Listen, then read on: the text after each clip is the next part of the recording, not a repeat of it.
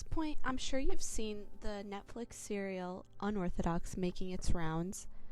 And honestly, a lot of people have been asking me what I think about it. So, the other, there's always something that we want to know about the other. What it is that makes them different, what it is that makes them tick, and we just want to learn more about them.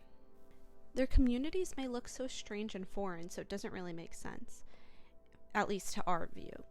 In my video, I hope to present a few of my perspectives briefly on the Hasidic community in Brooklyn, New York, and how unorthodox even further distances them as a community and how it does them a major injustice in the way that they're presented.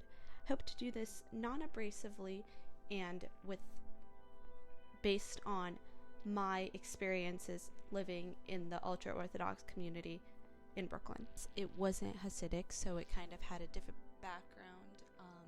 It originated in a different part of Eastern Europe, well, way back when, and some of the customs called minhagim were different. So the way of dress was different. Yiddish wasn't spoken as much, but there was still a lot of the same underlying principles and philosophy and kind of the maintenance of the family unit and taking care so as to not let too many outside quote-unquote secular influences infiltrate the community. Is that it portrays the Hasidic community in a very kind of one perspective way. People don't know a lot about the Hasidic community and therefore kind of jump on every opportunity to learn more, and that's natural and normal, and people are curious and want to learn. But on the other hand, these filmmakers and producers and directors have a tremendous responsibility to the community to portray it as a holistic and well-rounded view as possible.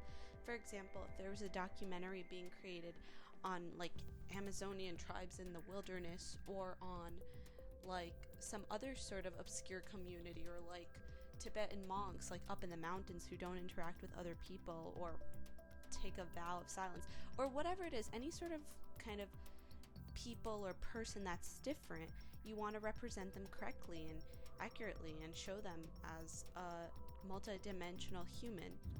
Na, warte. So, die kennst alles so auf sicher. Ja, bist du mir? Alles in der ganzen Welt. Bist du mir, ja. Kennst du auf sicher einen Mensch? Was?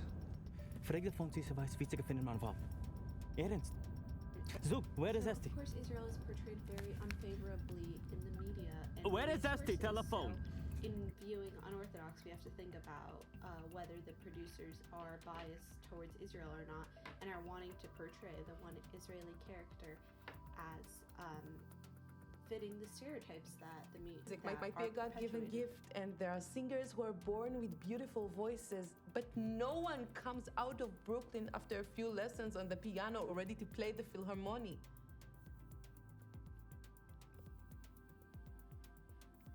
You clearly have knack for music, and things might have been different for you in different circumstances, but you'll never catch up.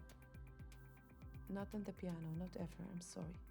About the Hasidic community and wants to learn more, I think Shtisel, which is also on Netflix, would be a much better place to start, in that it portrays the Hasidic community as not just one-sided and kind of someone wanting to escape with people coming after them, which is not an accurate portrayal of the community, because there are people there who are not like that, and majority aren't, and majority are very family oriented, very kind, very caring towards their community, and would never in real life act according to how Unorthodox portrays them.